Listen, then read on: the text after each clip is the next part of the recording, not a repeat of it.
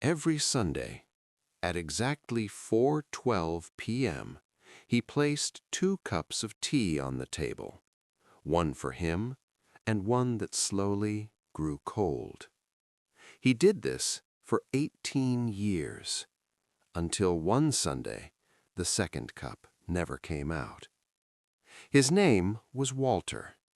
If you passed his house, you probably wouldn't notice it. Small, quiet, paint fading into soft, tired colors, like it had been remembering something for too long.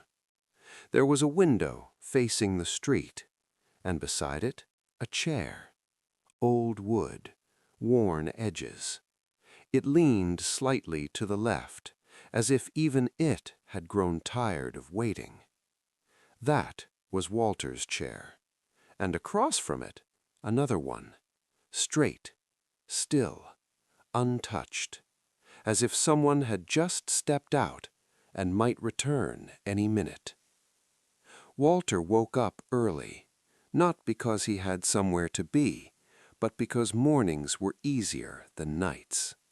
Mornings didn't ask questions. He would walk slowly to the kitchen, one hand brushing the wall for balance.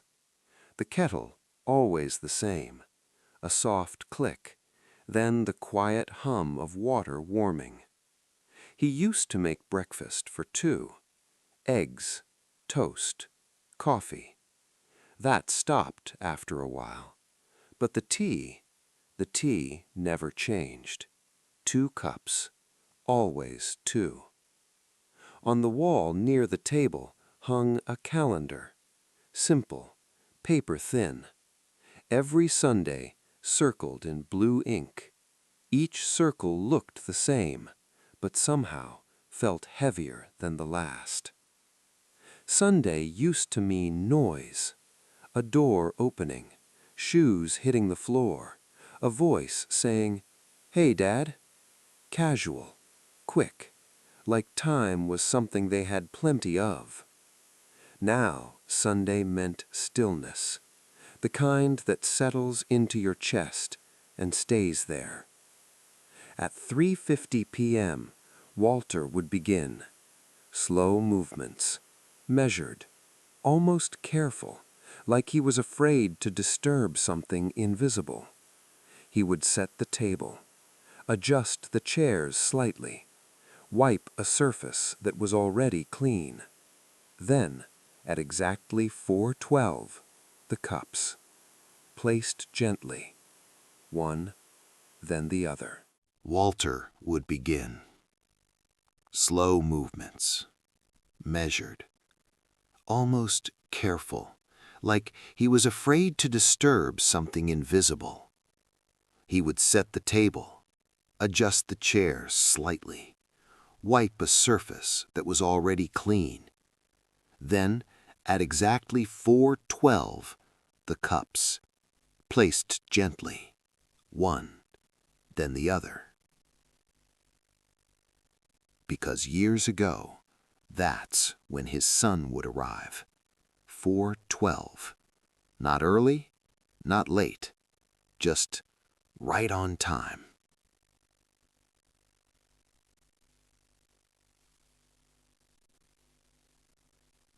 Walter's hands began to shake, just a little, enough to notice, enough to slow him down. But still, every Sunday, 4:12, 2 cups. Until one morning, he stood in front of the calendar, pen in hand, looking at Sunday. He didn't circle it. He just stood there, longer than usual, as if waiting for a reason to. But nothing came. Something inside him didn't break. It didn't shatter. It just settled. That Sunday arrived like any other, but the kettle stayed silent.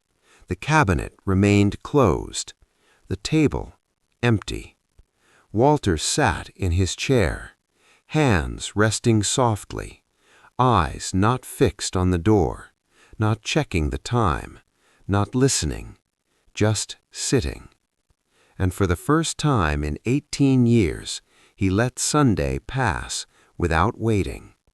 The room felt different, not lighter, not heavier, just final. A few weeks later, a car pulled up in front of the house.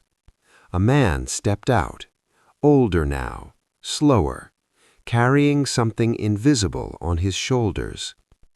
He stood at the door, hand raised, but not knocking yet. Then finally, a soft knock. No answer. He tried again, a little louder this time. Still nothing. The door opened with a quiet push, unlocked. Inside, the house was still, too still. The chair by the window, unchanged. The table, bare.